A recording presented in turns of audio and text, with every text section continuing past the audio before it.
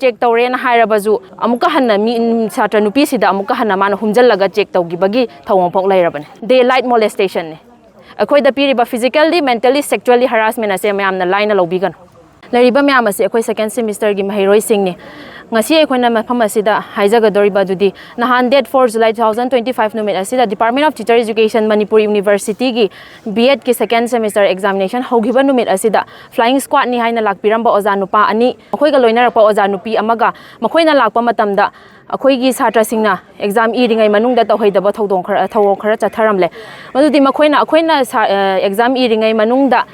akhoi isada hairamdana tungdagi akhoi blazer gi pocket humjalakpa blazer gi pocket side tana sigi manung da su paliba pocket phawa makhoina humjalakhi akhoi gi ayaba ama tayaudana masigi thawongda yaningde haibadu ulibani nahandagi akhoina authority singda complaint tawjakhre masigi mayokta laukhat piu action laukhat piu haina dubu tarak tabadagi akhoi ngasi sidai tillibani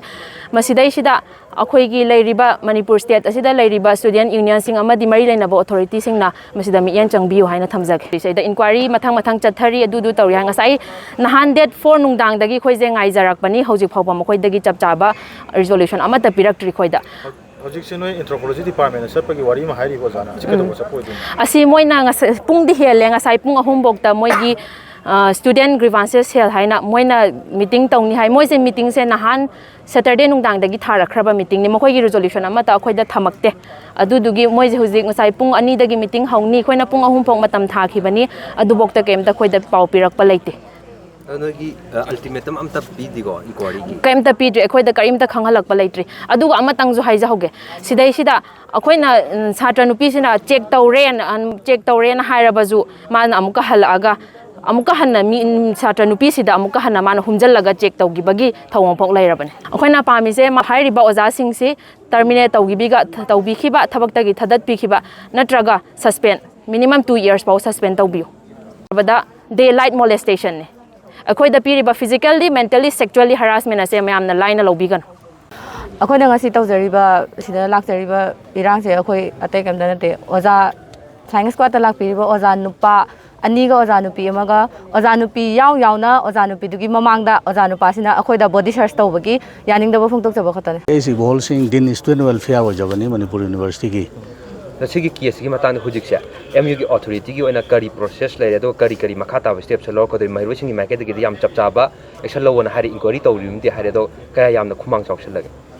tang mari da khoi gi B.Ed parikha thaba Nupimachada tare na sign tawba application nama complaint letter haitare amakang musu gi office ta phangi edana ingonda haibire aduna tang manga gi afternoon sida khoi se din student welfare gi office ta khoi meeting tawre musu gi representative sing yaure aduga masai complaint tawba angang sing mayam yaure aduga head of department oibiriba madam Premlata masamak su yaure